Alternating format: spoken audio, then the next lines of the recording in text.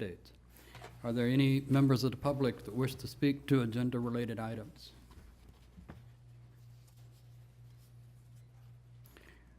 If not, we will move on to Municipal Employee Retirement System presentation.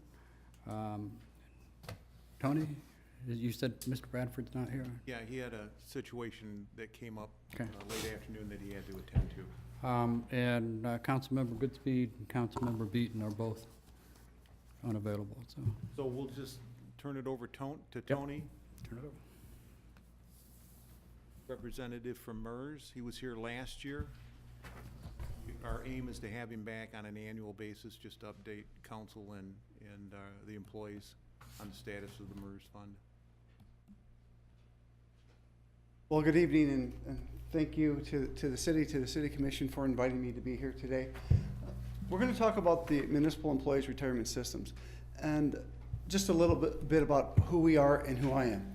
The MERS is a private, not-for-profit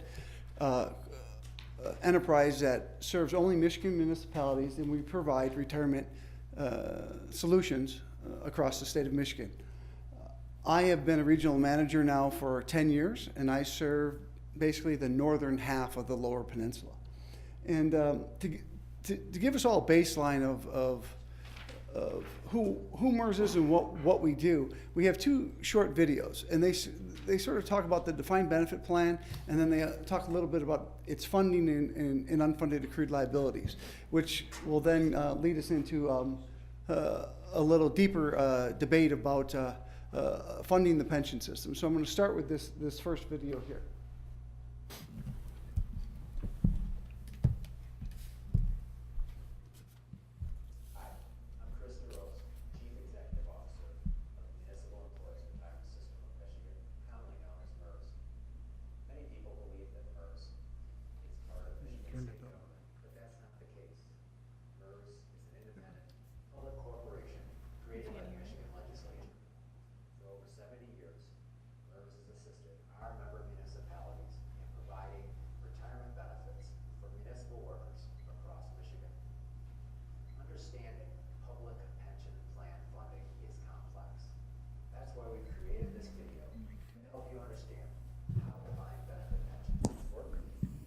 Contributions are determined, and how the practices that MERS follows ensure secure retirement benefits. A defined benefit plan provides career employees with a lifetime retirement benefit, commonly called a pension. The annual amount of that benefit is calculated by multiplying the employee's final average compensation, which is a 3 to 5 year average of their highest consecutive wages, their years of service, and a benefit multiplier, which ranges from 1 to 2.5%. In Michigan, each municipality can choose their benefit structure, so each plan is different. The benefit will not change with investment market fluctuations, and as a municipal employee, the benefit is constitutionally protected. Benefits are pre-funded during the employee's career through contributions that are typically made by both the employee and employer. The contributions are then pooled by MERS and strategically invested with a prudent long-term approach designed to provide downside protection with upside participation. Each municipality's retirement plan is maintained in a separate trust, which gives our members the benefits of pooling resources for investments while maintaining the integrity and individuality of each plan. MERS investment earnings actually fund more than half the benefits. The total annual contribution required to pre-fund the plan is calculated by taking into consideration factors that affect the plan's long-term cost, such as plan design, predicted investment earnings, and employees' estimated years in retirement. Yearly contributions are increased or decreased based on the last year's plan experience. Every 5 years, a comprehensive analysis called an experience study compares the predictions we have made to what has actually happened during the past 5 years and adjusts those assumptions accordingly. The goal is to ensure that each municipality has enough assets in their plan to provide for the benefits that are expected to be paid for retirees. When the assets in the plan are equal to the expected liabilities, the plan is considered fully funded. Another way to think of this is the plan is in balance. In a fully funded plan, each generation is successfully funding their own retirement. Not all plans are in balance or fully funded. When the assets in the plan are less than the projected benefits, this is referred to as underfunded. The difference between the projected benefits and the assets in the plan is known as unfunded liability. How does unfunded liability occur? Some causes include increases in benefit provisions, changes in demographics such as retirement age or life expectancy, and investment performance. Unfunded liability is to be paid off over a period of time, also known as an amortization period. The shorter amortization period, the sooner the liability will be fully funded. MERS uses a fixed amortization period as recommended by actuarial firms and the Government Finance Officers Association. By taking action to reduce unfunded liability today, each generation pays for the cost of their own benefits rather than leaving those costs to future employees. Thank you for your interest in learning how defined benefit plans are funded. MERS partners with our member municipalities to ensure that you're making reasonable progress toward full funding. MERS has numerous options for you to lower your unfunded accrued liability, and we work with each municipality and their unique circumstances to work on solutions. You can find more information at mersofmich.com.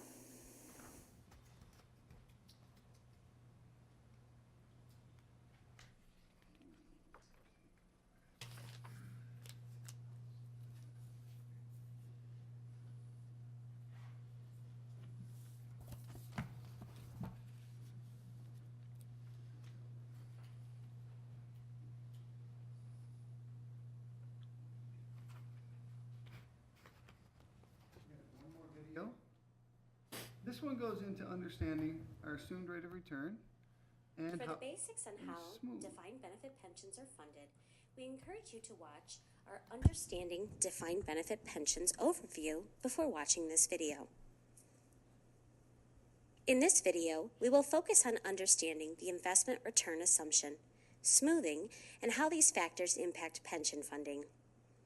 A defined benefit plan is funded by employer contributions, participant contributions, and investment earnings. Investment earnings make up more than half of the funding, which is why MERS reviews this assumption as well as all of our assumptions every 5 years. To determine how much is required from contributions to save for the promised retirement benefits, we need to determine what investment earnings are expected to add to the fund over a long period of time. We call this estimate the investment return assumption. The larger the share of benefits being provided from investment returns, the smaller the required contributions, and vice versa. For MERS, we base our contribution formula on the assumption that investments will return an average of 7.75% over a 30-year time period. How did we arrive at the 7.75%? To determine the investment return assumption, we use an industry standard tool called a Monte Carlo calculation. It simulates 1,000 investment return scenarios into a 30-year future projection. We use 30 years because an open defined benefit plan operates over the long term. These forecasts are based on a detailed analysis of investment market performance, forward-looking trends in the economy, and MERS investment allocation.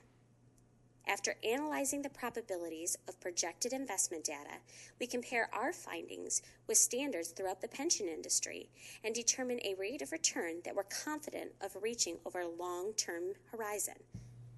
Based on investment choices over time period projected, MERS makes the investment return assumption of 7.75%. How realistic is that? Well, if we had made the assumption 30 years ago, let's see how things would have turned out. In 1987, the MERS defined benefit portfolio made 5.51%. The next year, it returned 11.2%, and then 19.1%. If we keep going and calculate an annualized investment return over 30 years, MERS shows an 8.47%. Based on our past success and expertise of our forward-facing analysis, MERS has determined that the 7.75% is a reasonable assumption to use at this time. This value, along with all our other actuarial assumptions, is revisited every 5 years in an experience study. that compares predictions against real-world experience and recommends any adjustments. For municipalities that wish to explore a more conservative assumption, MERS provides a 6-year budget projection showing various rates within our annual actuarial valuation report. So how is this investment return assumption used? Well, as we've seen, contribution amounts are tied directly to the investment return assumption. Having an estimated investment return assumption that becomes the baseline for estimating contributions in order to fund pensions. Of course, we know that in some years the markets will be low, causing higher future contribution payments, and some will be high, meaning lower future contributions. To avoid dramatic spikes and dips in yearly contribution payments, MERS applies what's known as smoothing. Smoothing spreads out investment excess or shortfalls over the next 5 years so that payments remain more consistent and predictable. It does the same thing with the next year's investment return, dividing it across the following years, combined with all previous adjustments. This smoothing continues every year. It still accounts for all the losses and gains, but just spreads them out over time, reducing the fluctuation of ups and downs in the investment market.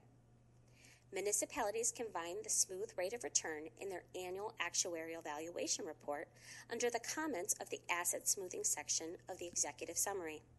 For more information about these topics or other actuarial assumptions and how they work in pension funding, feel free to contact MERS of Mich at www.mersofmich.com or call our service center at 1-800-767-MERS. Well, thank you for taking the last 10 minutes or so to just a refresher, or if it's the first time, finding a baseline on our discussion today about your defined benefit plan. Before I go any further, I would like to know from the commission, the administration, or anyone else, if they're, what they would like to get out of today's discussion, so I can make sure that I touch on that. You know, I think there's a number of things. One, I think Alto City Council is focused on maintaining promises that were made to employees in the city and providing a good foundation of benefits to attract people. I go back and I look at the history of the city's involvement in MERS back to when it was adopted by the city in January of 2005. At that time, and I would just give you a little synopsis of what they said back then. Recent move to MERS has saved the city a significant amount of money. Annual defined benefit contributions averaged $137,000 from 2003 to 2005, which was a high period, kind of out of character when the city had their own plan. With MERS, the average annual contribution is around $29,000, and it's resulted in a savings. The caveat there was, however, the expected return, they expected returns to turn around because returns were down, and expected excellent market performance. When we went to 2009 as the first hint that there might be an issue, it says the bottom line in the budget then was the city should consider increasing employee contributions in future years. At that time, the annual contribution was at $49,000 instead of $29,000. The very next year, it was the same statement. City should consider increasing the benefits, and now the average contribution has jumped from that $29,000 to $49,000 to $75,000. As we've gone on, the contribution from the city, actually from the taxpayers, has increased rather dramatically, projected at $418,000 this year. And as we look at the budget forecast, nearing $600,000 in 2021. I understand the concept of a defined benefit is if when you retire, your benefit is guaranteed because you paid your percent into the system, and it's happened over the years. But what happens is when the city's not growing economically in its tax base, we get squeezed for finances, we have to start cutting things, and when you have the remarkable rise in the cost of the city's contribution, that really impacts what we're able to do for citizen services. So I guess, to me, when do we break even? I mean, we were at 100%, when we went into MERS, 102%. Now we're in the high 70s or low 80%. Do our contributions quit escalating? When do we see some end in sight? That's one of the things. The other thing I question is I see we paid $305,000 in benefit cost last year. And another $31,000 in administration fees. How do those fees compare to, say, other investment accounts like our oil and gas is substantially lower than that, less than 1%. Where do these fees come in, and will we ever see some relief there? Because we're actually, at a few years back, we were paying more in plan cost and administrative fees than the city was contributing. And you know, where's the trade-off coming? Where are the lines going to cross and show some green instead of red? Does he have these, the graphs? I have that. Yeah, I've got. Does he have what we have? It gives an illustration better of what you're saying. We've given it. There's contributions, and there's the defined. There's the liability from our audits. So those are two charts that both concern me. Well, thank you for all those questions, and I definitely plan to address all of them and provide, some information I think that will hopefully answer some of those questions, help clear up the picture of what had happened from the time that you came to MERS to what's going on now. The first thing that you said is that you want to maintain the promises that you have currently to your employees. And the annual valuation is a report that is provided to the city every single year. And it's basically, it does three things. One is it tells you what your liabilities and assets are, so it gives a funded position on an actuarial basis. The second thing that it does is it provides the minimum required contribution to fund the plan. And the third thing that it does is it provides information so that you can fill out some reports for the Government Accounting Standings Board. In addition to these reports, there are many other reports that are given to the city to help understand some of the numbers that you had in question, like our fees, investment gains. We give quarterly statements, we give an annual statement. We give liability data based by the division, by the individual, and that's called census data. So there are additional reports besides this that talk about how the system is being managed for the city. The one thing that is of concern to you is this rise in cost from when you first came in 2002. From $11,000 to over $400,000. Yeah, and actually, I'm not sure where those numbers actually you're getting, so I cannot, so I want to refer to this annual valuation, and I had two tables that I asked to have provided to you for today. And I'm going to go to table 7, page 25.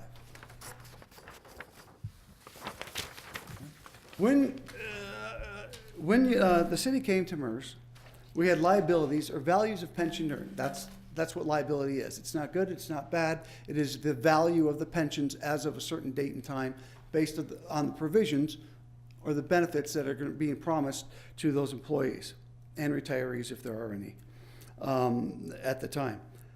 And you had assets that were greater than liability.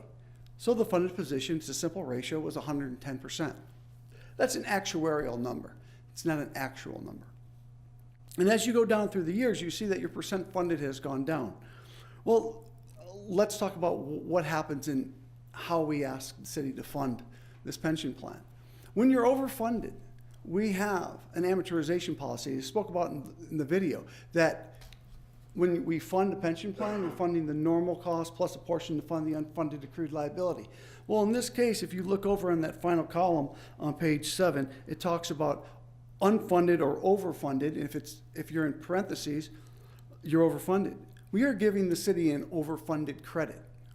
So you're paying less than normal cost to fund the plan at that time. And so what we did is we were purposefully working the city back towards 100% funded. Not making you go over 110, but working you back. And so the reason your contributions when you first came into MERS were at that level was because we were going to give you an overfunding credit. Contrast that with your required contributions for what we think your payroll is going to be in 2018. It's not in the paperwork that you have, but your required contributions to fund the plan, if the payroll that we think is going to be what it is, annually, just the normal cost, if you were 100% funded, would be $228,000. But now that you're underfunded, it would be an additional, it could be up to about $413,000 total. And I don't know if that compares with the number that you had in your on your report. So that's one reason that they're different, is the way in which we fund. And most municipalities in 2005 took advantage of the overfunding credit. It wasn't until after the market crash, 2008 and 9, that municipalities started to pay in more than the minimum required contribution. Almost all municipalities paid in the minimum. Since then, there's been lots of changes in pension systems across the nation. One of them we talked about in the video was reducing the assumed rate of return. So as we go down and we look at the funded position on that table 7, one of the reasons that we went from 110% funded down towards 100% and below it was because we were working you towards 100% funding. It was purposeful. However, in 2008, it says that the city was 102% funded. It said you had assets of $14,450,000. We all know that was the 12/31 of 2008 was almost the bottom of the global market decline. MERS lost just around 25% that year. So those assets are an actuarial number there, not a market rate number. What are the numbers written in next to it? Thank you. I'm getting there. So if we would calculate the funded position of the city on a market rate versus an actuarial rate, it would have, the city in 2008 was 73% funded, not 102. So what we were doing is the second video showed is we were smoothing in market gains and losses. That's what we were doing since 2008. Actually, in 2007, you had more money than what it stated. Your assets were understated, not overstated. Just slightly, though. So we've been slowly working in the losses from the global market decline due to our smoothing mechanism, as it showed in our video. Then as you see that you were slowly, there's been a little bit of fluctuation. It would get, it went from 73 to 83, back up to 89. We didn't have this number available in 2011 due to a change in actuarial firms. Then in 2012, it was 86, 89, 87. So we're working in those losses. You're still maintaining a relatively stable, high-funded position. Once we got to 2015, we dropped 12%. In the video, we talked about our experience study and how every 5 years, we look at the assumptions of that basically help add up or project the value of pensions earned. There are two major changes in at the end of the 2014 that were initiated in 2015, and that was life tables. It finally showed for the first time and we've done this experience study every 5 years, that people were actually living longer.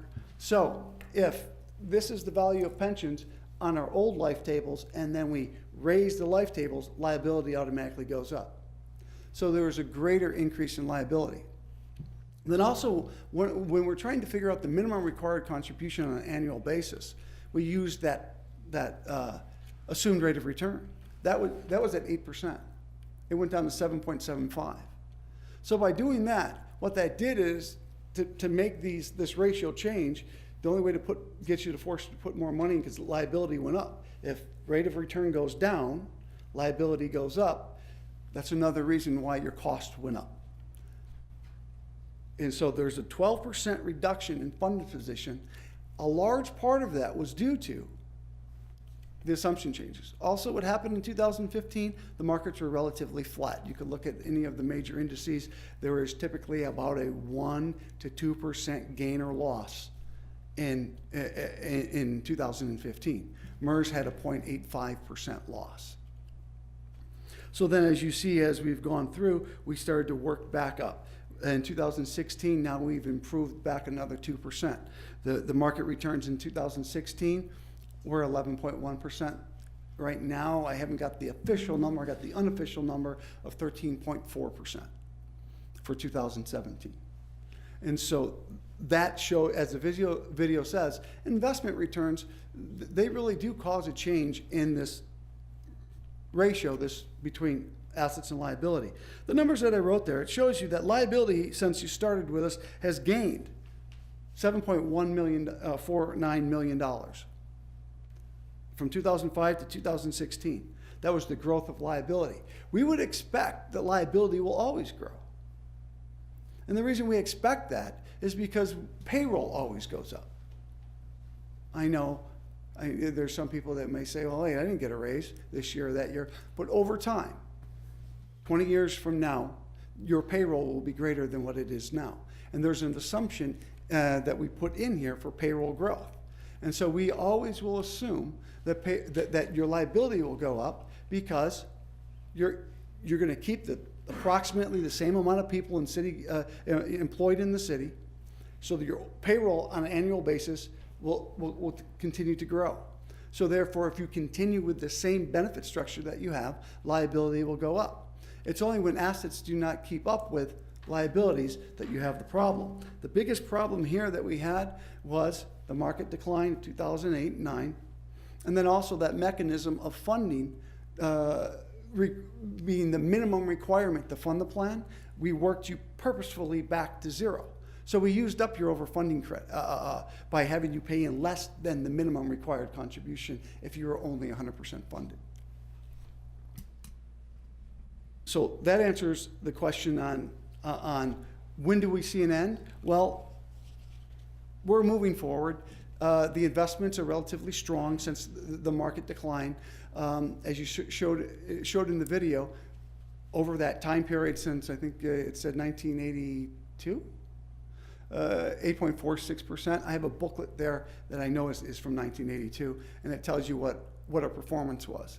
And it shows you that MERS performance, there's a graph in there, I believe it's on page, I don't have it with me, but Thad, if you could open up, I think it's page 7. Let me see if that's correct. That big blue square? Yes. Let me explain this so that you can, we can tell you how MERS performance is. And, Thad, is there a way we can show everybody else what we're looking at? So,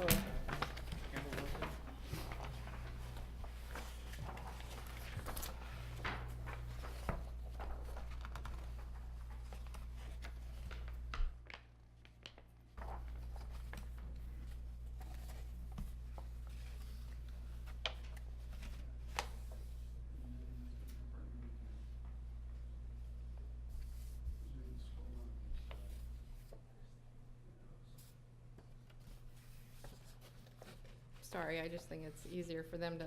Push down a little bit so you can see that. This part of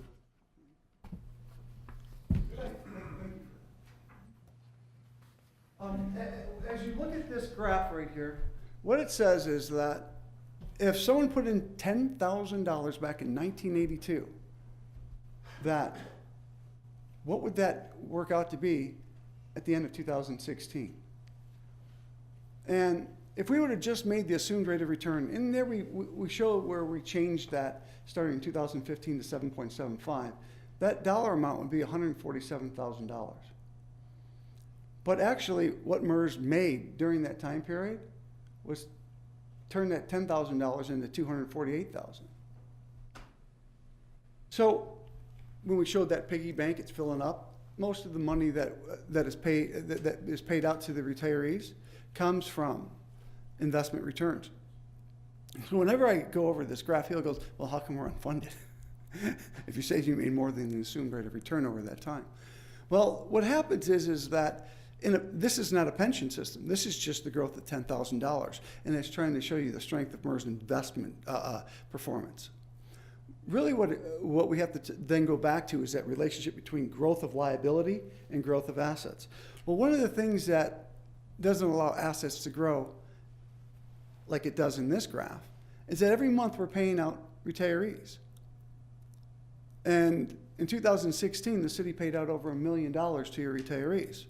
So in that, as we're trying to grow the assets, we also have to keep in mind that we're paying out the benefits. And so that's why it's so important to continue to pay in at least the minimum required contribution. And if you pay in the minimum required contribution, you're going to find that eventually you'll move towards 100% funded. But your costs are going to go up. And so a third reason why your costs are going to go up is our amortization policy. And that is the sheet that I'm going to get out of this, and I'm going to pull up another graphic, but it's the sheet that I gave you. It's called the amortization policy.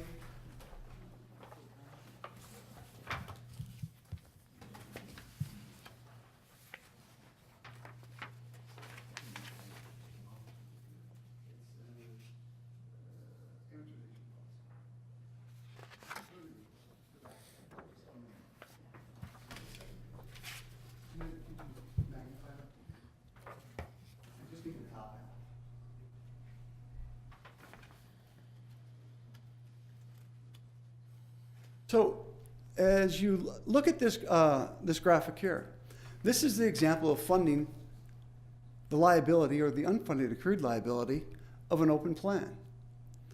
That top line colored in blue, we started this, and this is one of the other outcomes of our experience study, is that we're going to change our amortization policy. So therefore, any unfunded accrued liability that is currently listed will be absolutely paid off in 2038. Once we get to year 2024, any gains or losses will then be layered onto the previous year's unfunded accrued liability or asset. And then we start to layer in, every year after that, the gains and losses. So you will never have a actuarial gain or loss on the books valued for more than 15 years. What this does is it gets us away from where we were years ago. The actuarial best practice used to be you would take the unfunded accrued liability and amortize it over a 30-year period, and that 30-year period would revolve. So every year you would amortize it by 30 years again. That would be like taking your home mortgage for 30 years and every single year taking the balance and doing another 30-year mortgage. If that was done, that best practice would be that you may never pay that house off. So here, what we've done is we worked really hard with actuaries and got the discussions at MERS to see what was the best practice. And this is the best practice now. It is truly going to help move all of our municipalities towards 100% funded.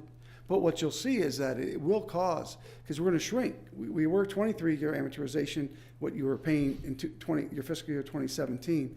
Now fiscal year 2018, you'll have a 22-year amortization of that unfunded accrued liability. Then it will go down to 21 and so on until we get to the 15-year layered. So that's a third reason why you're seeing these required contributions to fund your plan increase is because we're requesting you to pay in more to move from your current funded level to a higher percent funded.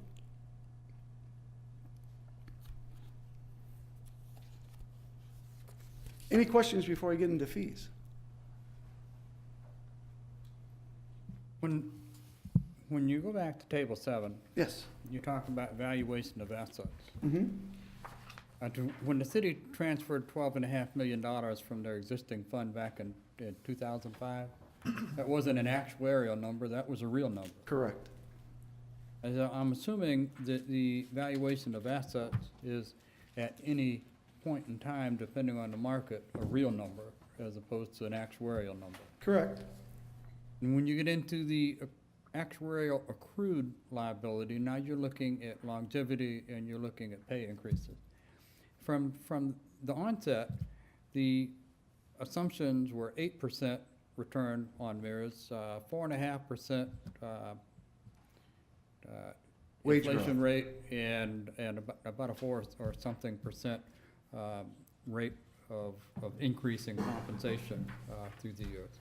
And inflation's been much lower. Pay raises have, in that same period of time when they were discussing this, running an average of about 2.35%, 2.45%. We were below the indexes that they're talking about. So what you're saying is that we intentionally came in on a low number, working back towards a 0 point as opposed to an overfunded, underfunded at the beginning. You know, and I'm going to say it. Difficult to believe that that people saw some real merit in that. Yeah, okay, so they saved $127,000 1 year over the year they had before that with their own system. That still with where we're going and what's in the future. And I would tell you from a budgeting point of view, it's pretty much unmanageable. How many years have we stated in the budget that without control of our cost, headcount reductions in city staff are a possibility? It was in last year's budget. You can go back 6 or 7 years in the budget and the same language is there. That increase in cost that we're paying every year is really impacting our ability to fix streets and do other things here in the city that need to be done.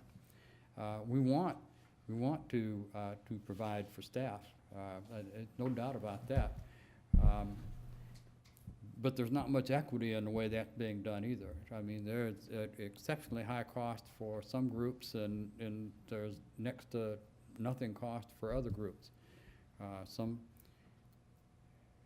people can retire at an 80% pension in 40 years, and some people it would take 50 years to reach 75%.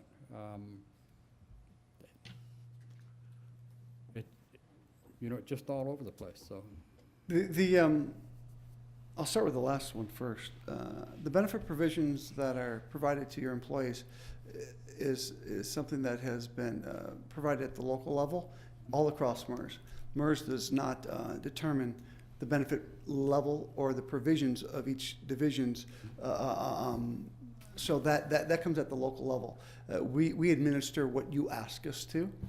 Then where it came into where you were talking about the wage inflation, and when you use the word inflation and wage growth, we use those because we don't charge interest or inflation on anything. It's just, this is the value of pensions, this is the assets that you have. So what we do is we use this number, and at that time it was 4.5%. And the whole idea is not to try to state what your year-over-year cost of living adjustment is going to be for your in your payroll. It is to most accurately project what final average compensation is going to be. Because we assume that all employees, when they come in here at a lower level. And then through longevity, promotion, changes in jobs, that when they get towards the end of their career, that we're trying to project what final average compensation is, not what that year-over-year cost of living adjustment is. And they have done analysis over analysis. And at the time when you guys first came in, the 4.5% was the number that was being used after analysis after analysis. But since 2008, and we've seen it all across the state, is we know that number is not there, but that number only went down to 3.75. And so when you say, well, why would you use such a large number? That's actually conservative, because what we're doing is we're saying liabilities are here. If your liabilities, if the actual wage growth falls short of that, therefore we are conservative in providing for it before, instead of making it a low number and they came in higher than that, that would be an unfunded accrued liability. So if the average or final average compensation is coming in lower than our assumption, it's actually a positive, an actuarial gain for the city's pension plan. And then the first thing that you discussed was coming into MERS. When you did, it seemed to be, well, like having your assets stated otherwise than the market rate. And the reason that that's done is because pension systems, defined benefit pension systems, are funded using actuarial calculations. And most pension systems use some form of smoothing, as it showed in that video. And because we smooth investment returns, therefore market returns are then converted into an actuarial number. And it's not a lack of transparency. It's not a sales job. It's not deception. It's simply a manner in which pension systems are funded. They use smoothing. There's good reason for it. So therefore, because we smooth investment returns, the assets that came in from the city at the time you joined us showed that you were overfunded, and therefore automatically your minimum required contribution stated that overfunding credit. And that's why at that time your required contributions to fund the plan were much less than normal cost. Well, you made a statement before about, you know, where I got my numbers from. I got my numbers from city budgets, actual city budgets with actual numbers all the way back to 2003. And I built a spreadsheet for all the departments to look at that and see what percentage we were talking about. Because in the budget or in the audit, they'll give non-union like a 7% contribution. But some people get 13%, some people get 4%. It varies even within the same group. When you look at those numbers, some of them show, you know, a fairly consistent trend. In years where there's no contribution at all for a particular department, there's a mix. Some people still have defined contribution that's being administered as part of the system, and there's a city contribution that also, but that's not included in the numbers that I have on those charts. That's strictly the defined benefit program. Few people are starting a business, or few people are adopting a defined benefit program anymore. Just about everything's 401 or 457K defined contribution. So people have a fixed cost as opposed to a constantly rising cost. And of course, it's going to rise a little bit with wages over a period of time. But then the other issue is the fees that were charged on the system. The only data I have on that the last 3 years. You know, when you go looking for information, when someone's got something to promote and they're proud of, they're readily throwing those numbers out there for people to see. When we're in a negative vein, it's you know what, we're in the top 5% or we're in the top 10% of other municipalities, and it's like I told Mayor Pro Tem Zielinski here when we were having a conversation about that, and I said, okay, Roger, you got 2 feet of water in your basement and I got 4 feet, I guess you're better off than I am. You know, the numbers tell the story, not comparisons that don't really matter, because different communities have different sizes and different tax bases and different services that they're trying to offer. So I'm just trying to put all this stuff into perspective and understand what it's all about. I mean, it seems as though the city bought into the program back in 2005 on the premise that it was going to save us a lot of annual contribution money. So just to interrupt here, in layman's terms, what's, you know, you're talking about defined contribution and defined benefit. Well, what's the difference of the two? I mean, I know the 401 and the IRA is defined benefit. So why would we go with you guys rather than going for like a 401 or an IRA? Thank you for the question. A lot of stuff was said, and if you allow me, I'm just going to sort of restate and get all of those IRS codes and numbers correctly stated. There's in the public sector, we provide defined benefit plans, and they're under IRS code 401A. We also provide defined contribution plans in the public sector, and they are 401A also. There are those that had started a 401k in the public sector prior to 1985, so they had some grandfathered 401ks. But basically, a retirement plan is a 401A. A supplemental deferred compensation plan is a 401k. And the 401k is used primarily in the private sector, and it is used as a supplemental deferred compensation plan. But most private sector employees have adopted that as their primary retirement plan. The 457B is the supplemental deferred compensation plan in the public sector. So with that said, MERS offers a defined benefit plan under 401A, a defined contribution plan under 401A, a hybrid plan, which is a combination of these two under 401A. If you're familiar with the county's plan that they went to not all that long ago, they have the hybrid plan. We offer the 457B as well.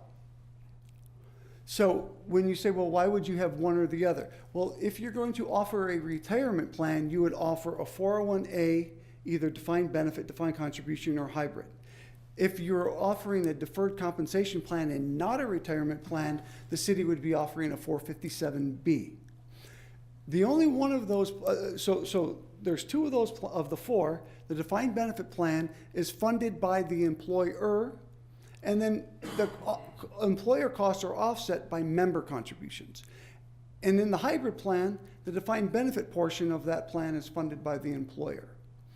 And it's offset, and there's typically not allowed to have member contributions. In the defined contribution plan, you can set that structure up anyway. Have the employees pay, mandated to put in a certain amount of money. The city will put in a certain amount of money. Combination thereof, matching. However, in the 401A defined contribution, if you have a range which the employee can choose to get matching, once they select an amount, they can never change it. IRS rule, not MERS. So therefore, what we typically would do is we'd couple up that program with a 457 so that they can choose whatever they'd like, whenever they'd like to change it, and then they could get the matching associated with whatever their selection is at that time. So there's ways to accommodate. So then you would say, well, if MERS is offering all of this, let's go back to the fees. Why don't we promote them? I will take your comments because we're very proud of them. We don't have them in any, I've showed you a few different handouts. We don't promote them. And it is because they're extremely low. Our administration, to do what we do, just the administration, you'll find on your quarterly statements. It was 21 basis points in 2017. The investment was 18 basis points. So that is less than half of 1%. For every $10 million in assets, we charged the city $49,000. Or for every $1,000, we charge you $4.90. So and that's everything. There's no other additional fees. That's investment, administration, record keeping, and everything that we give you. If you would go back to that booklet I gave you in the back, it talks about that we have legislative affairs, our actuarial, our in-staff legal, on and on. All the services that are provided, the employee education, me coming out to talk to you, that's all under those 49 basis points in the defined benefit plan. Okay. When we go through into the defined contribution or 457 plans, we will do side-by-side comparisons with any private sector firm that's out there. And we typically always come in below their fees significantly. And our returns in our alignable funds are comparable in any of the selections that they have. If you wanted to get into the brokerage, through the brokerage window, you could basically invest in just about anything you'd like. So the reason we're able to do what we do is because of what we said earlier. We're a not-for-profit created by the state legislature back in 1945. Every time when there's good, as MERS has been reducing its cost over the years, about 5 or 6 years ago, our basis points were 72 basis points, and we have brought those down. And we continue to try to do that. I wish we would promote it. It would be a lot easier for me in these meetings when we could sit there and point to it. I have asked on a few occasions, I will ask again. Thank you for bringing that up. But our total operation is 49 basis points, less than 0.5%. Okay. The last 3 years of data I have go back 14, 15, and 16 from audits. And they show from 16 service costs of $305,786 and admin of $31,310. When I put those two together and divide by the asset value, that's substantially more than 1%. It's above 2%. Your service cost is not what we charge you. That is your cost to fund the plan. That is normal cost of the plan. And so if you would look at, you got that number off of a GASB sheet, and I could tell you what number that was in a second. That was page, for the most recent one, you would find the service cost number was $3,575, and that's on page 40 of the 2016 annual evaluation. If you would go over to the 2014 annual evaluation and you would ask what your normal cost to contribute would be on that valuation, those two numbers would match. So that is the cost of pension, not the cost that MERS charges to administer the pension.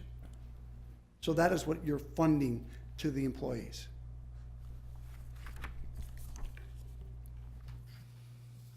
Jim, you mentioned the percentage, and if I understand, that's what the city decides on each.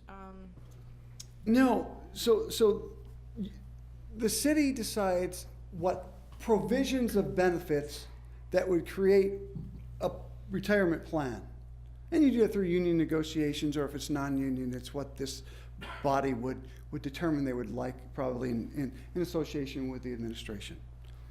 The percentages of that would be what is called the normal cost as a percentage of payroll, or the unfunded accrued liability portion as a percentage of payroll. Those together would equal a number as a percentage of payroll. When those divisions are closed, we just give the city a flat dollar amount. It's no longer a percentage of payroll, because we assume that payroll is going to drop because no new hires are going in there. So what we're going to do is say, this is what you must pay as a minimum required contribution, to fund this plan over time. And so the percentage to fund is it's really a mechanism of collection, and payroll is the base, and therefore we figure out a percentage on this base, which is called payroll, to come up with the minimum required contribution. So if we pay the minimum required contributions, we're still underfunded for that period, right? Yes, you're not going to go from underfunded to fully funded by just paying the minimum required Into that contribution. smoothie period, if the market has not performed as anticipated, we're even more underfunded. that is one assumption that could cause you to go more underfunded, correct?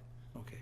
So I guess my concern is, as I look at the growth from the time we started till 2021, or next year when we have to pay 500,000 or almost 600,000, at what point in time are we going to get, this is what I'm thinking about, is this retirement program going to cost us to a point that we have to either start cutting services or start cutting employees? When will it ever smooth out and we start breaking even, or we start getting closer to a fixed cost? The way I hear you explaining it to me, and I'm not a rocket scientist on this subject, but the way I hear you explaining it, that will never happen.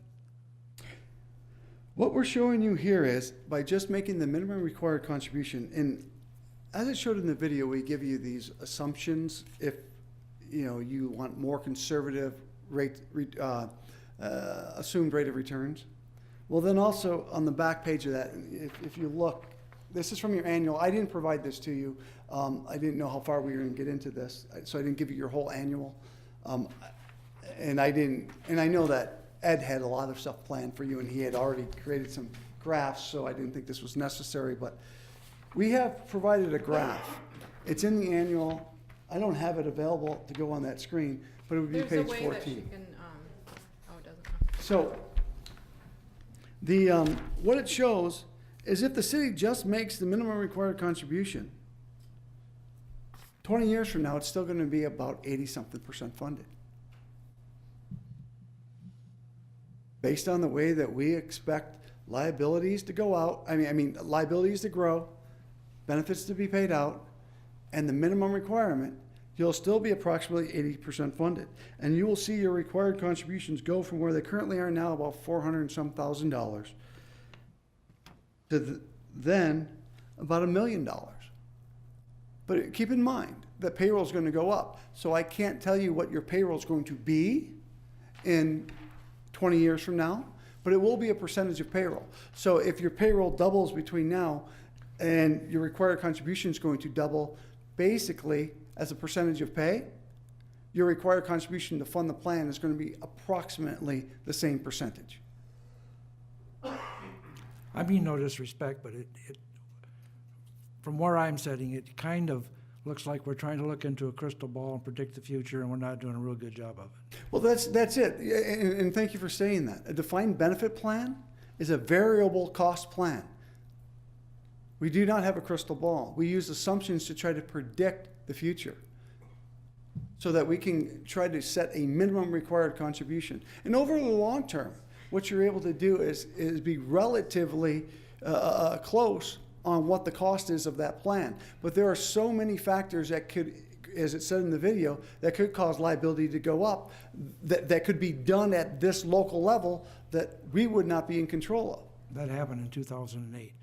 But what I'm concerned about is if we don't meet those marks on a city of this size and the revenue that we have coming in, that's an extreme hardship when that unfunded liability goes up.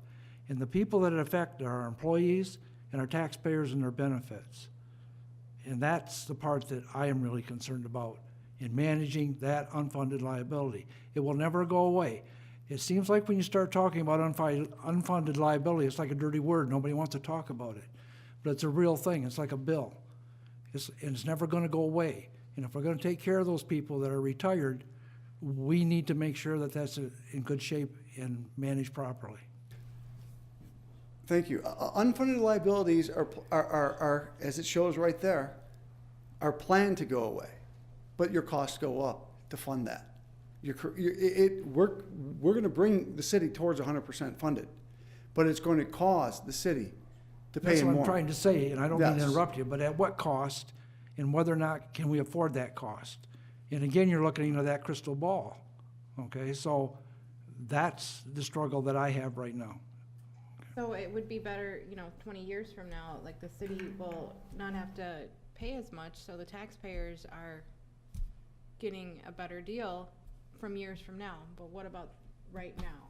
Is all this money going into this unfunded liability and not getting anything out of it? So I only know how to respond to that one way, is that the liability that is currently owed has to be paid according to the state constitution. And so, if you're asking me, how do we erase unfunded liability, is funded. I mean, on a going forward basis, those are decisions that can be made here at this level. What would you like to do? But the current liability, I mean, we can't make it go away. Just for a point of discussion, or what's being assumed by a lot of Michigan Municipal League members or municipalities that are in this program is the state's gonna make it go away. We heard that a lot at our last Michigan Municipal League meeting. A lot of the city administrators or city managers and county administrators just kind of think it's gonna go away. Make the State's gonna unfunded, change the law some way and make it go away. to make unfunded accrued liability that they would have. If you're gonna have, in a defined benefit plan, as you're seeing, you can be overfunded. And now you can be underfunded. And you can go back to overfunded. If you look at MERS overall, MERS back in 1992 was 122% funded overall. And then we got down to a lower number, and then we got almost up to 100% funded, and now MERS overall is about 72% funded. So it continues to go like this. The region that I represent, the northern part of the Lower Peninsula, most boards, most commissions come from a fiscally conservative nature, and I'm not talking politics, I'm just talking fiscally. They like to pay their bills when they come, and they want to make sure that they can pay them in the future. And so this conversation is common, that you want to be able to provide the benefits that you need to attract the talent that you want, but yet you have to be able to fund it. And so you're currently now at a lower percent funded than we were before, and you want to move higher into a higher percent funded level. You know, the truth is, we could put $1.5 million into the fund tomorrow, and if the market drops 1,500 points, we could be more underfunded than we were to start with. I mean, we could lose it in a heartbeat, and it's really dependent on how the market performs, and how long people live, and the benefits that we promised. And you know, I kind of get to a point that, as I said to start with, I'm a big person on honoring obligations that have been made to our classy city employees, but I'm real hesitant to keep adding to that deficit. I think, you know, when you dig a hole and you can't see daylight, the first thing you do is put the shovel down. Look for a different strategy. We came in this. I go back and I research it, and I talk to people that have retired prior to that point, and after that point. And how do they feel about their retirement? Councilman Grabowski retired in 2001. He gets the same paycheck today that he got when he started in 2001. You know, I was telling him, okay, I have a military retirement. Good Lord, my first retirement check was $1,686. I always remember that. I just got a statement. It is $4,040 now, and we're not talking 8, 9, 10%. We're talking 1.5%, 1%. But you know what? Over 25 years, that makes a heck of a difference in my standard of living, and what can happen to people. This is a basic plan, and we're paying a very high price for it. I can't help but think that if you have new people coming in and you offer them a generous defined contribution plan, they'd be better off. Even the military has changed plans the 1st of January. You don't get 50% of your base pay for retirement after 20 years. Now you get 40%. They just cut 20% of it off. Now they're going to match money for a defined contribution program for you, and their statistics, very conservative, show that people will be much better off. And oh, by the way, if you decide to leave the service after 8 years, that money goes with you. What happens to people that don't get to the vesting point with MERS? Do they get a check back for their contribution and the city contribution? Just their contribution. So Yes, and- what kind of deal's that, you know, if they change course and stuff? If they're doing defined contribution, and there's like when I worked for the state, a 2-year vesting period, when I left the state, all $48,000 of that came with me. It was mine. Of course, there's a rollover thing and stuff where you pay taxes, but, I mean, look at options and what's good going forward in the future and where we're at now. But I just don't see us digging out of the hole. The cost is going to continue to escalate. It has to in order for it to be funded. And the budgets even say that when you read it. You know, we actuarially expected this, you know. This is the trend that we'll have, but. Oh, my comment to all of that is that MERS is here to administer the pension programs that is decided at the local level. We are not a promoter. We don't do defined benefit. We do retirement plans. We will serve the city of Manistee with whatever plan you come up with. If you would like to make changes, we can go through and do some analysis based on our assumptions of what would happen to the defined benefit plan if changes were made to it, whatever those changes are, and couple it up with projections on it going forward. MERS is here to serve the city. The discussions that you have to have is, where do you go from here and why? Will it accomplish what you want to accomplish? And there have been many groups that have made, and in this booklet, if we could go back to that booklet called Your Partner in Retirement. I want to go to page 5.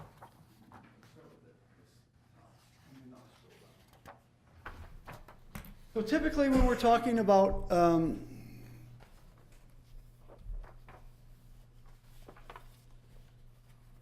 pensions, cost reducing options.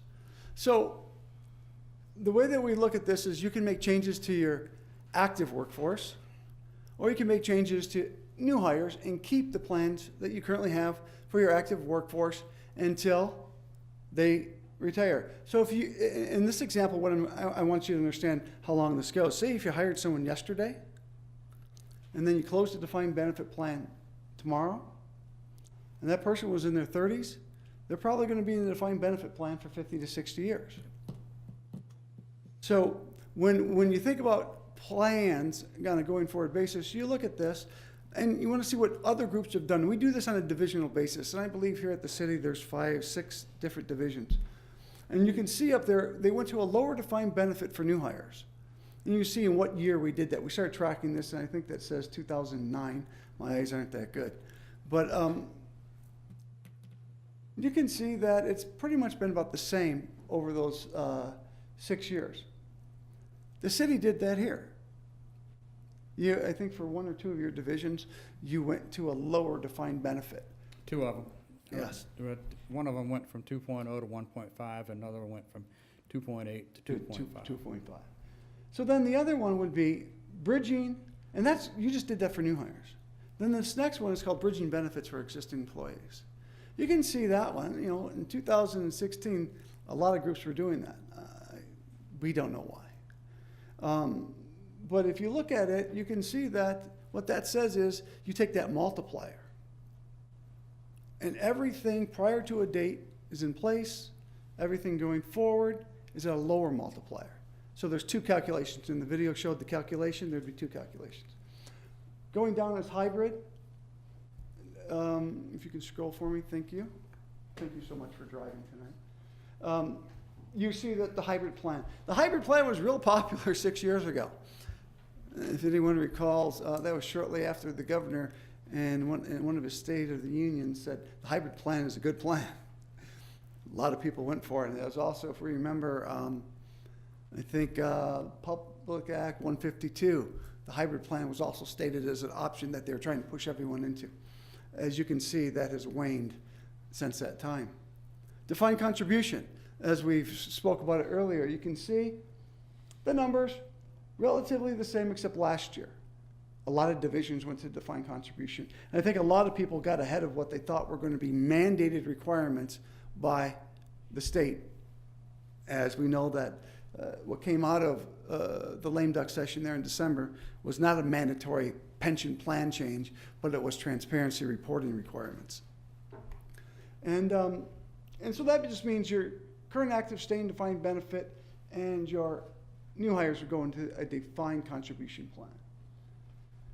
The last one was called a defined benefit plan freeze. It's only been available since 2016, and we've only had 10 divisions that have done that. That means the current plan freezes, doesn't go away. It's frozen in time. The new plan would be defined contribution or hybrid. And those are things that we could do a 10 or a 20-year projection of how you would continue to fund your old defined benefit plan. And then moving forward, if any of these plans are changing, we can do it on a divisional basis for you. We can do almost all of it. We can do in-house estimates. This defined benefit, the plan free stuff, we can't do in-house free estimates. We try to do that. You tell us 1, 2, about up to 3 options, and we'll look at that, and we do some projections for you, and then you decide if you want to do it or not. And then we maybe do 3 more, but we try to keep it at a minimum so we just aren't throwing out there's some people that have asked for 20, 30 different scenarios. It gets kind of complex and it doesn't even take them to where they want to go. But we can do that for you. And then once you decide, you have to have a required projection. Some of them you do, some of them you don't. We're starting to look at our processes and our requirements to see if you just went to defined contribution, would that be required? And I think we're going to change that here shortly. That'd save you a few bucks for a required supplemental. But then going down a little bit further, there are funding strategies. As you can see, that most municipalities have asked their employees to cost share, reduce employer cost by asking them to pay more. So as you can see, these numbers are much greater on funding strategies. So when you think about it, if you have a funding shortage, some would say that a funding strategy is something that you should look at. It's also easier to do a funding strategy than it is to negotiate sometimes. And so that's maybe why you would see funding strategies utilized more frequently than you have seen benefit plan changes. And what you see here is that the most common would be additional voluntary contributions more than the minimum required contribution to fund the plan. Then for a lot of our groups that were really serious about moving forward, they put in a comprehensive structure of maybe doing something different for the current actives, doing something for new hires, and a funding strategy in all of their divisions if they could. And that is how many of our groups have added up all those changes. Some maybe only could get one plan change in. Some maybe just decided that their plan was where they wanted it. They just needed to put more money in. And so that's how other groups across the state have utilized all the different offerings that MERS can administer for our municipalities, our members. Bonding, we don't advocate for it or against it. We just list how many groups have done it. And that is not by division, that's by municipality. And just keep in mind that if you bond, you have to go into defined contribution for new hires, and you can never improve your remaining defined benefit plans. I thought the window for that closed last year. It closes in December of this year. They wanted to, when they were putting together legislation, they wanted to have that sunset this past December, but that never got into the legislation that was passed. And again, that doesn't take you from having a potential unfunded liability in the future, because conditions may change market-wise for the people that are still in the system. Correct. At any point in time.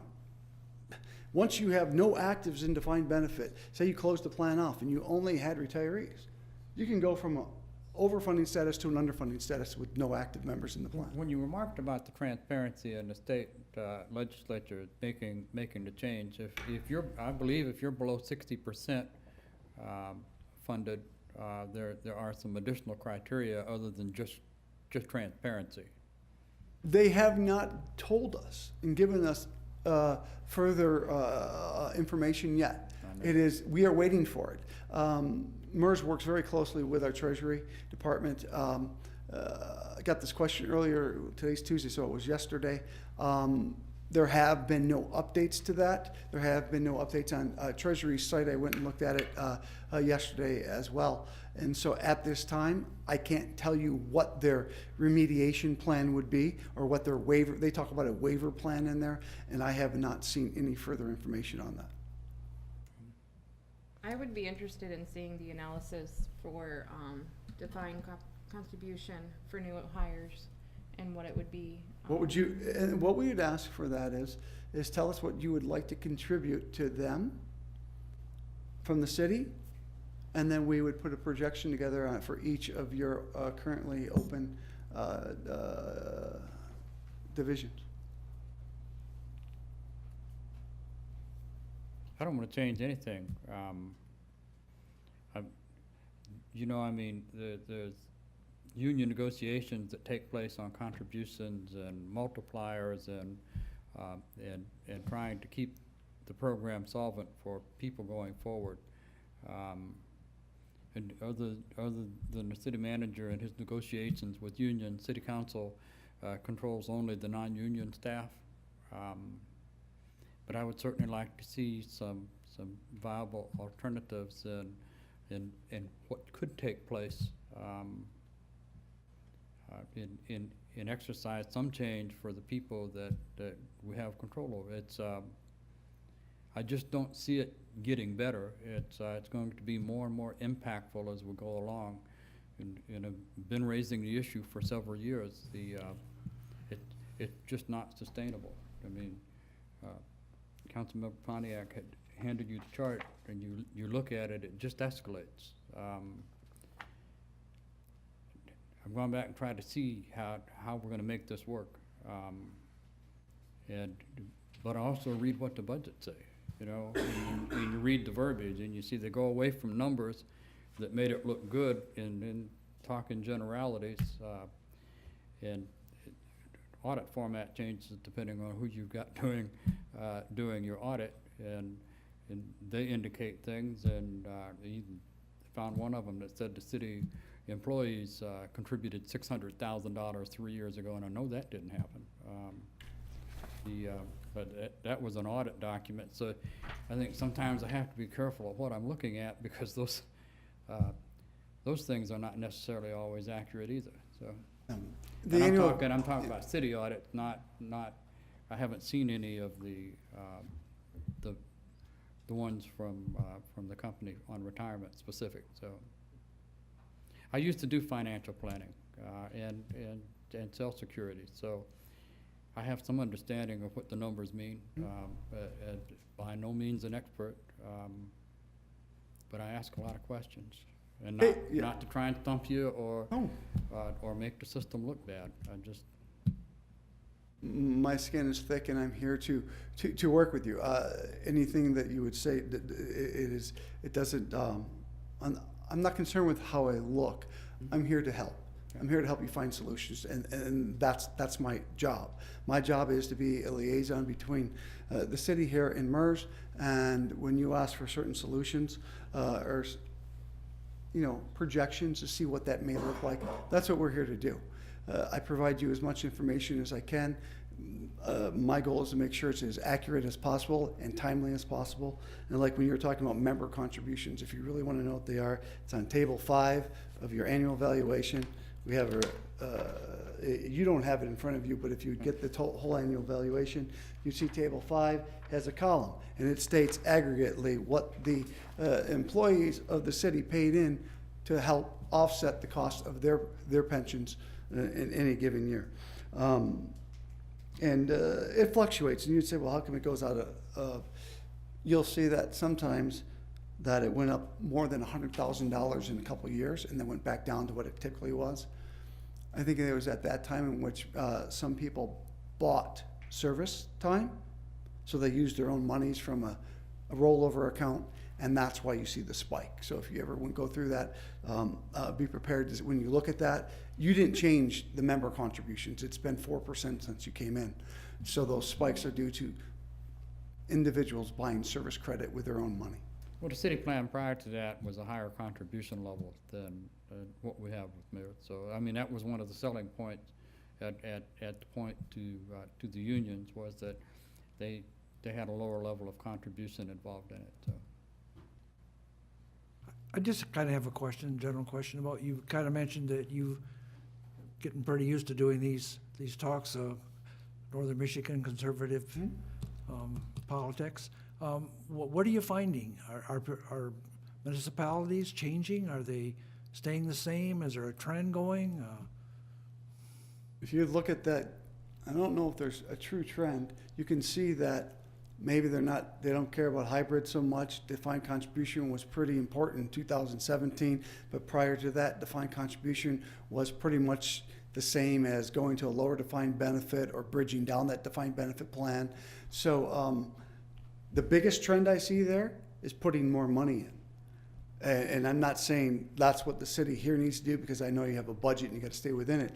But when you look at that page right there, that really tells you your trend. Now my discussions, we have groups that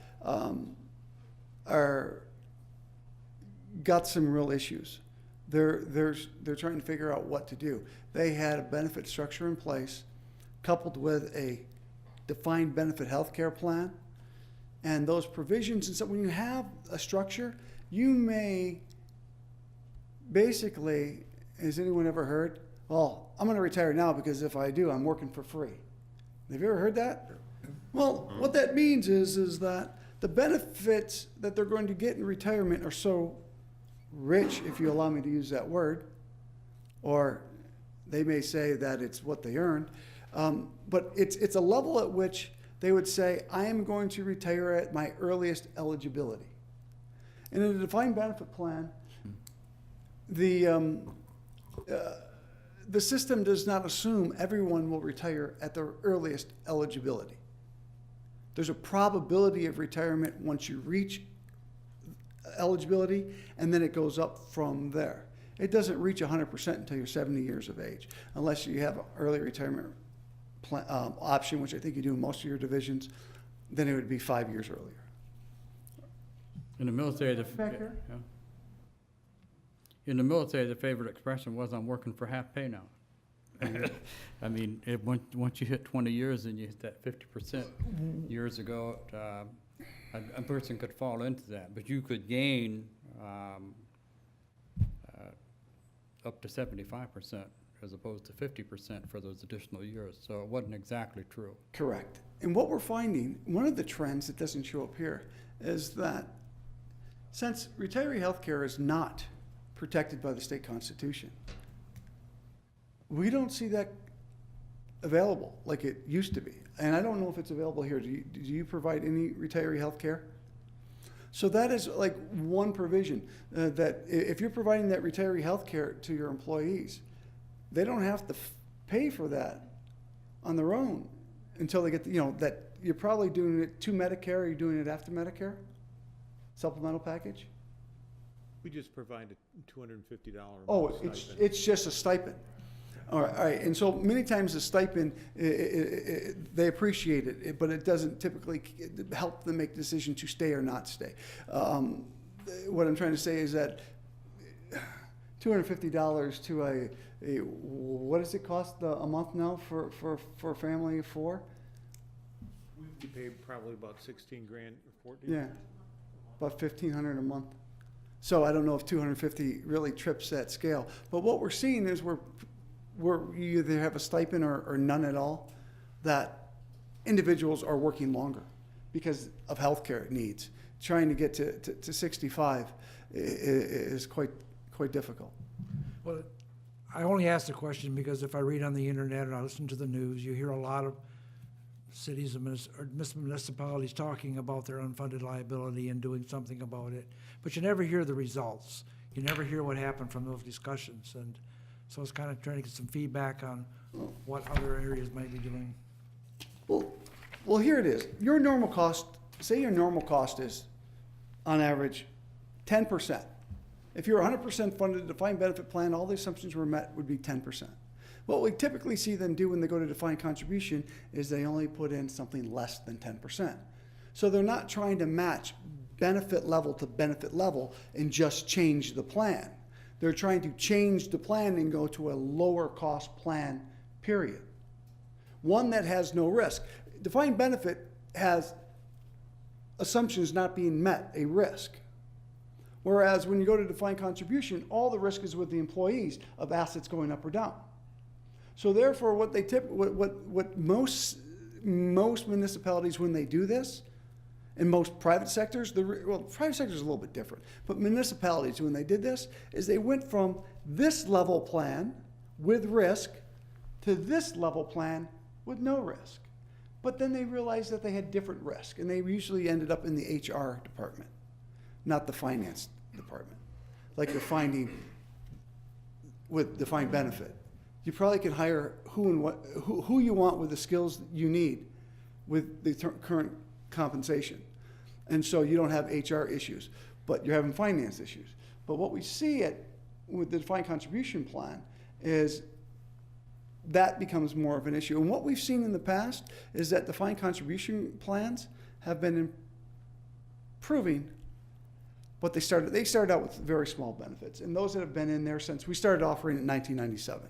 So those groups, some of them have started to tick up what they're contributing. Or if they're only contributing to the defined contribution plan, they started to put in money to a 457. Employers did. Started putting money into 457 plans or healthcare savings programs. So they started to change that, because when they went back 20 years ago, they did exactly what I said. Went from a level plan here to a level plan here without the risk. And so those are some of the trends, but it's not absolute. It's really not anything across the board. What you're finding is that groups or individuals that don't like risk or unfunded accrued liability will tell you that defined contribution is the way to go, because there is no unfunded accrued liability in a defined contribution plan. And if you get with a reputable company that does investment, then over a 30 or 40 year period of time, that sometimes shorter, with matching contributions and such, a person can accumulate a fairly respectable amount of money. I'd agree with you. I would never say that our defined contribution plan is not a good retirement plan. The key to it is how much money you put in, for how long, and then what's your drawdown. Yeah, the biggest problem with defined contribution is making sure that we educate our employees. And if you've paid attention, with some of the employees here, they're getting more and more information from MERS about financial wellness, being prepared for retirement, getting a flag, are you ready to retire, red, green, and yellow. Because up until 1997, we only had the defined benefit plan. So in the last 20 years, we've added a lot of different options. And so we have been slowly over these years, trying to get all of the municipal employees in Michigan prepared for retirement. And so I just sat through an hour and a half long conference call today, talking about, we don't do a lot of marketing. I mean, we're an instrumentality of municipalities, so we're not like what you'd find in the private sector. But we will spend a fair amount of money in the most efficient way to inform the employees about the benefits that are being provided to them and how to maximize their retirements. And we talk a lot about financial wellness outside of just not just understanding the plans that they have, but how do you find money to put in a 457 plan? And we've said this at our annual meetings and pizza and planning meetings that we have all over the state. I know we're having one in this area, I think somewhere around here in Wexford County later on this year, so not too far away. But we'll talk about, maybe save that cup of coffee and take that $1 a day And this is $30 a month, and you put that into a 457 plan. And as you said, well-managed, long periods of time, you're gonna see that A good job, and Go up. and I want to restate that, you know, the discussion that we're having tonight and the questions we're asking have absolutely nothing to do with anyone that is currently employed with the city of Manistee. Promises made, to me, are promises that you keep. Even when they have reduced multipliers in the past, it's been for new hires, not existing staff. So, you know, there's a certain amount of fixed cost that we're still going to have to bear. But my concern is that we continue adding to it, and as we continue to add to it, we don't make our financial position any more solvent. It is simply the fastest growing element of the budget by far. Keeps consuming more and more resources. What you'll find if the city would close their defined benefit plans. Remember we talked about those minimum required contributions on that amortization schedule? Well, the amortization schedule slightly changes because we know that no longer are you going to be putting new hires in there, so we don't have time. Because right now there's no emergency, no need to be 100% funded. There's a want, don't get me wrong, and some would say there's a need because the budget causes a need, and I agree with that. But there is no law that states you have to be 100% funded. And so if you're still in a defined benefit plan, and you still have new hires keep going into that plan, the amortization schedule that we have would be adequate over the long period to make sure that there are assets to fund benefits. But one of the things that we do to ensure that there are assets to fund benefits when there is a closed plan is that we fund it slightly faster. And the difference between an open and a closed plan is we will fund that closed plan 4 years faster than we would the open plan. So when I showed you that blue line, it's actually going to be funded 4 years quicker. And when I showed you that we're going to start layering in 2000, I can't remember, but it was like 2034, something like that, or 2024, I can't remember. Anyways, we're going to start layering in the following year after you close that plan, any gains or losses. And so what that does is ensures that the required contributions, or the assets to fund those benefits would be there.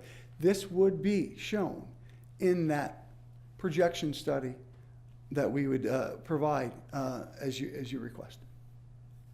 Well, one thing I'd like to propose, and this is nothing against MERS, but I want to look into seeing if we get new non-employees, non-union employees to offer the defined contribution plan and have, say, like the city fund 3%.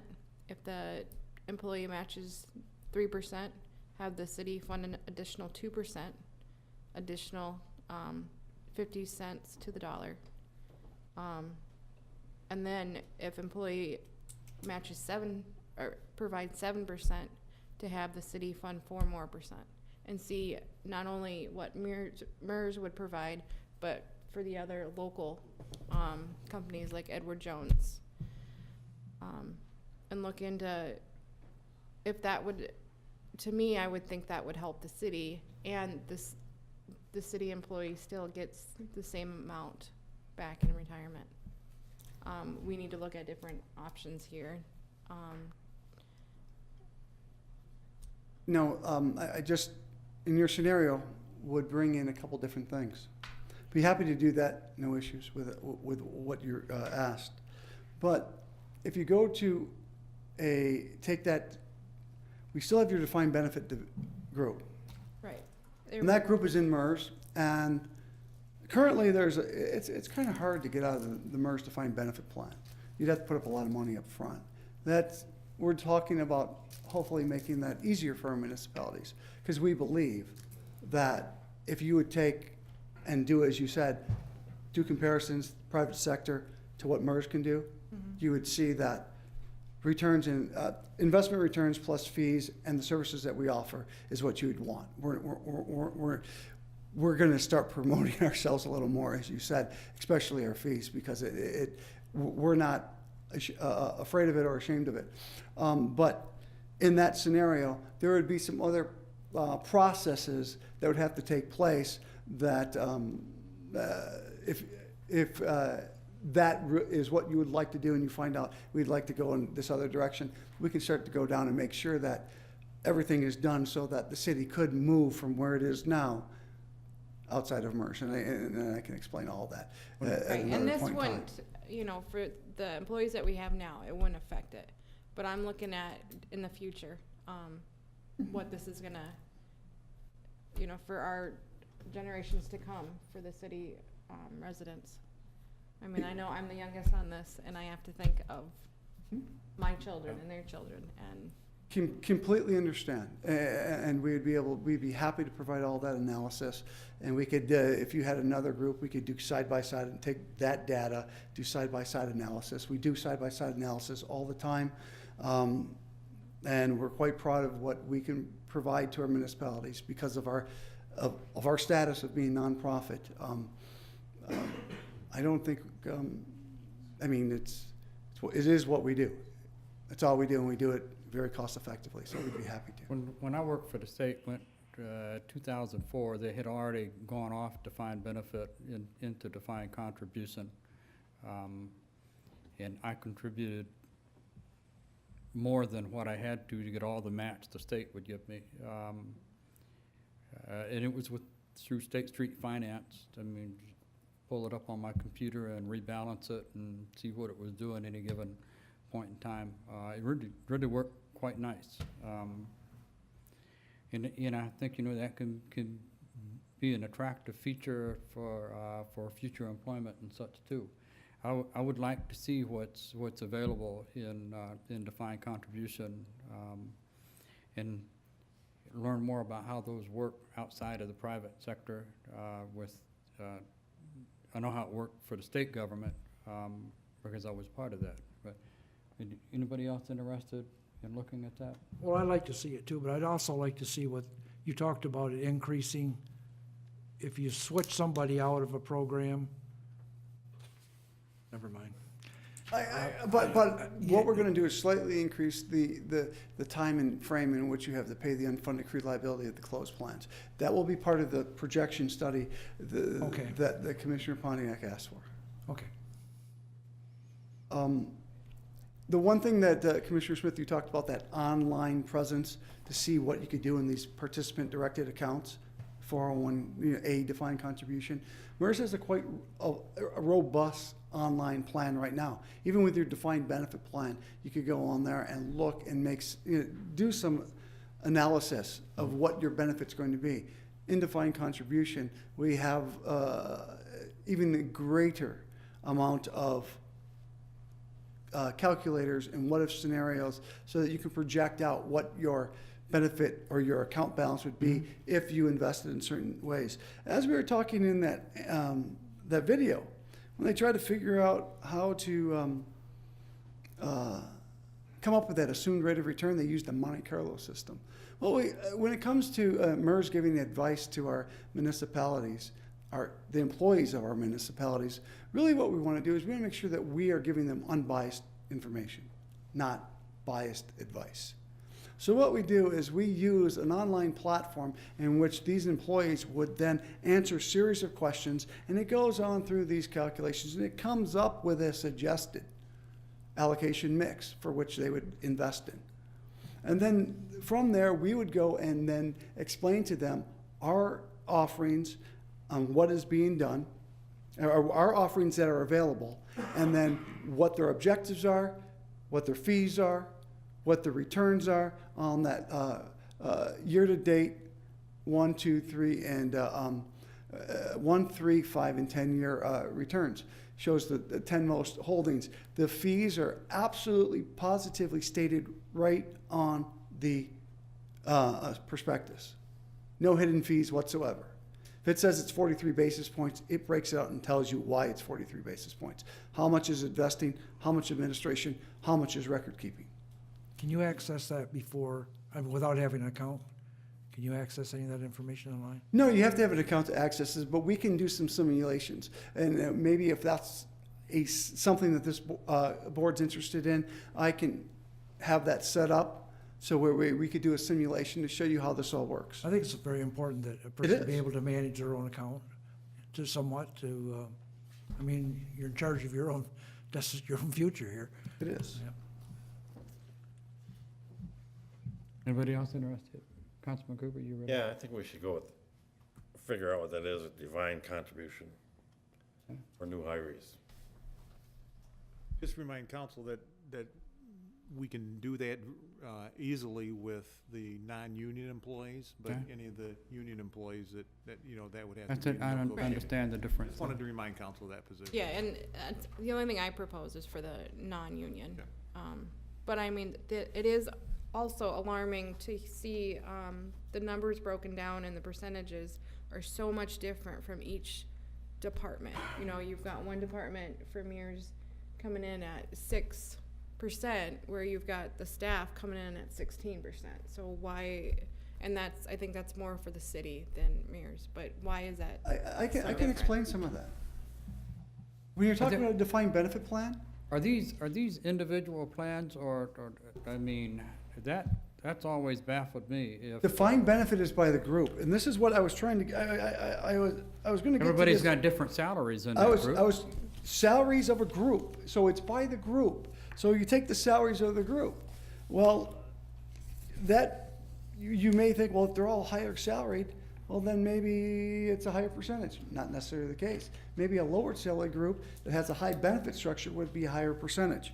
Maybe a lower provision benefit, lower salaries, may have a low cost. And it can be very, very, very different depending on many factors, as it's stated in that video when we were trying to figure it out. But what we don't think of when we're talking about a defined benefit plan, and I'll find this, and I'll give you the exact number, but when we talk about the defined benefit plan, we are providing a retirement right now for how many people at the city of Manistee? Anyone got an idea?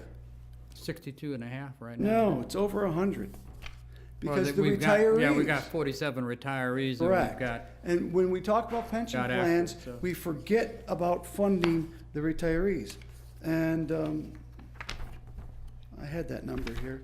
I went through it, but I think it's 102 or 104. So if we have a division that has a lot more retirees and it's not fully funded, that could cause that required contribution to be much higher. Because we're funding the liabilities of the retirees, and I said it's that mechanism of collection on the payroll number of the current actives. So that's why you may see this disparity amongst divisions as a percent of pay to fund a defined benefit plan.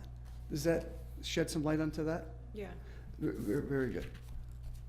One other thing that to keep in mind that I want to make sure that everyone knows is that this city does not participate in Social Security. So you're not paying that 6.2%. yes, we do. You do. The non-union people pay it and the public works people are. So in some of Social them are in, Security, yeah. but it's public Some of them safety. are not, yes. Okay. I was misinformed. So that's one thing to keep in mind, that there are some members that don't have But that's what the they federal decide, government not us. defined benefit plan. But that's what they decide, not us.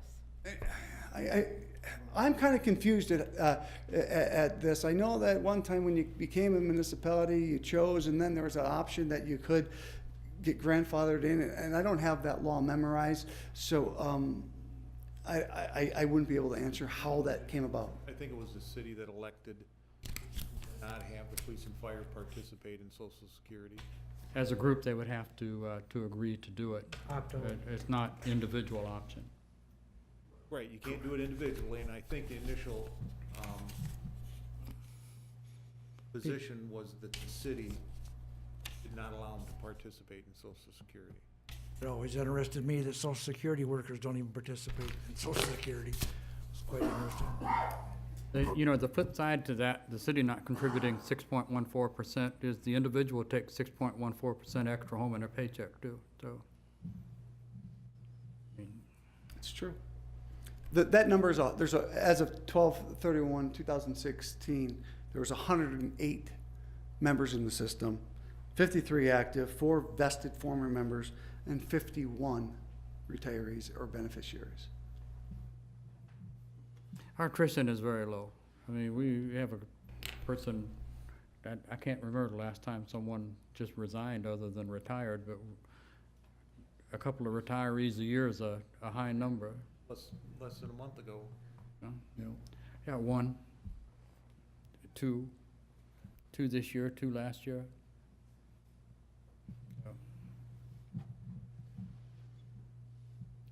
Well, I just want to say now that I do appreciate your time and your patience. Yeah, thank you. My And pleasure. Hope we didn't beat you up too much. I feel fine, thank you. It was a nice, robust discussion, thank you. So, okay. Anything else? Thank you very much. You're welcome.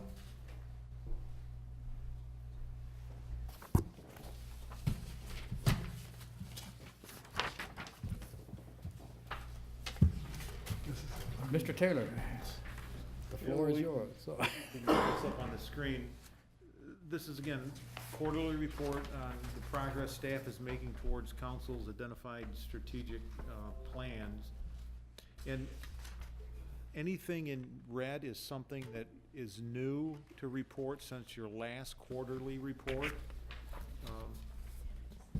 Been making a lot of progress as we have in previous quarters, so council has the information, and absent any questions by council, I'm not gonna hold us here any longer than we need to. okay.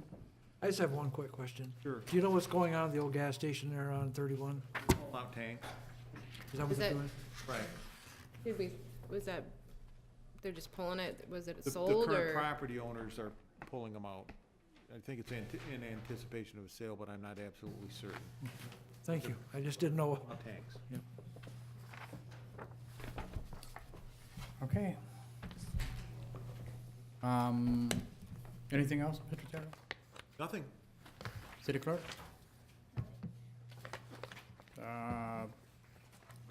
Public safety? Public works?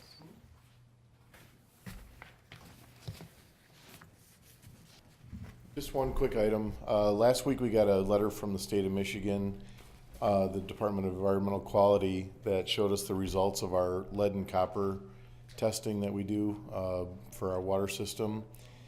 On the lead side, we tested 20 sites.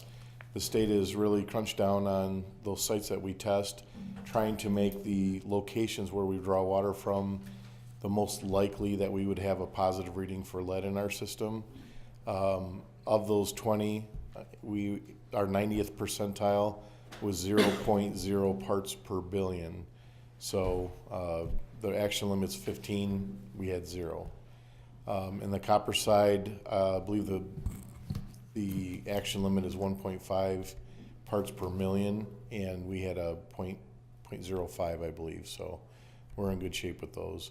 I'll give Thad a copy of the letter if you'd like to see it. Since you're up here, I wanted to see if there was any water freezes yet. Was that, We have not had any reported yet.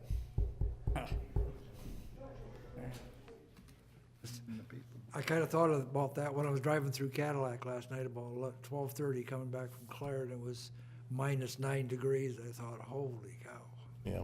One of our employees saw a skunk in the city a couple days ago, so Really, maybe a skunk's a better sign than a groundhog. baby? Planning and zoning. Denise, you got it? Nothing. Councilmember Cooper? Thank you. I want to thank all the city employees coming out. Hopefully you had have a better understanding. And then also, I just wanted to see if there was any update about the economic development position, if the chamber and the DDA. That was in your last weekly update. We're still in discussions with them. We're waiting to hear, we have to reconvene. We gotta get a better handle on where we might go. I have nothing other than to thank everybody for coming and enduring a long session tonight. I think it was quite formative. For for those city employees that are here, again, I think I would speak for the council and say we're pretty unified in our direction, that nobody that's here now, working now, is going to be impacted. But I hope it raises your awareness a little bit that we've gone from $22,000 a year to over $400,000 a year and headed for nearly $600,000 a year in cost. Something at some point in time is going to have to change, because it will start impacting what we were able to do in the city. We're certainly not growing revenue at that rate. With that, thanks to everybody. Session adjourned.